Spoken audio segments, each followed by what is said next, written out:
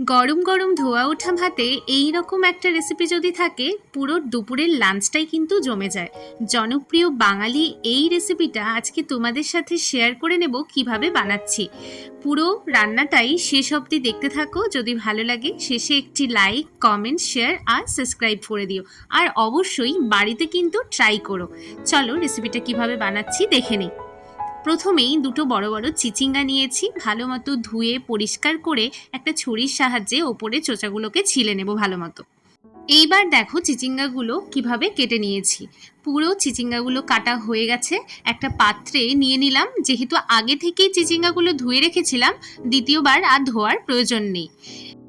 এরপর কড়াই গরম করে নিয়ে বেশ খানিকটা সর্ষের তেল দিয়ে দিলাম চিংড়ি মাছ ভাজবো বলে। দেখো বেশ কিছুটা পরিমাণে চিংড়ি মাছ দিয়ে দিলাম। এরপরে নুন হলুদ দিয়ে দিচ্ছি ভাজার জন্য। বেশ অনেকক্ষণ ধরেই ভাজতে থাকবো। গোল্ডেন ব্রাউন কালার হয়ে গেলেই মাছগুলো ভাজা ভাজা হয়ে গেছে, তুলে নিচ্ছি।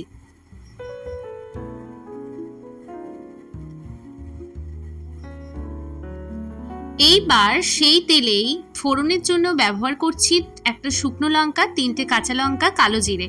ফোড়ন দেওয়া হয়ে গেলে চিচিঙ্গাগুলো কেটে রাখা ছিল সেগুলো দিয়ে দিলাম। এইবার 1 চা চামচ মতো হলুদ গুঁড়ো, স্বাদ অনুযায়ী নুন মিশিয়ে ভালো করে ভেজে নেব। এবারে সেদ্ধ হওয়ার জন্য একটা ঢাকা দিয়ে ঢাকিয়ে দিলাম। সেদ্ধ হয়ে গেছে, ঢাকা তুলে নিয়েই এইবারে মিশ করছি বেশ কিছুটা পরিমাণে পেঁয়াজ কুচি। আদা বাটা দিয়ে দিলাম। 1 চা চামচ মতো জিরে গুঁড়ো দিতে হবে। 1 চা চামচ মতো কাশ্মীরি লঙ্কার গুঁড়ো দিলাম। দিয়ে মশলাটাকে ভালো করে চিচিঙ্গার সাথে মিশিয়ে নেব। আবারও লো ফ্লেমে ভাজতে থাকবো। এইবার বেশ কিছুটা পরিমাণে স্বাদের জন্য দিয়ে দিলাম চিনি। আবারও সুন্দর করে রান্নাটাকে মিশিয়ে নিচ্ছি। এবারে যোগ করছি চিংড়ি মাছ ভাজাগুলো।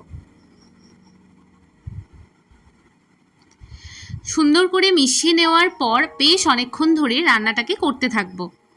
এই রান্নাটায় কোনো জলের ব্যবহার করব না, পুরো রান্নাটাই হবে মশলার সাথে। দেখো সুন্দর একটা তেল ছাড়ছে, মানে রান্নাটা বুঝতে হবে কষে গেছে।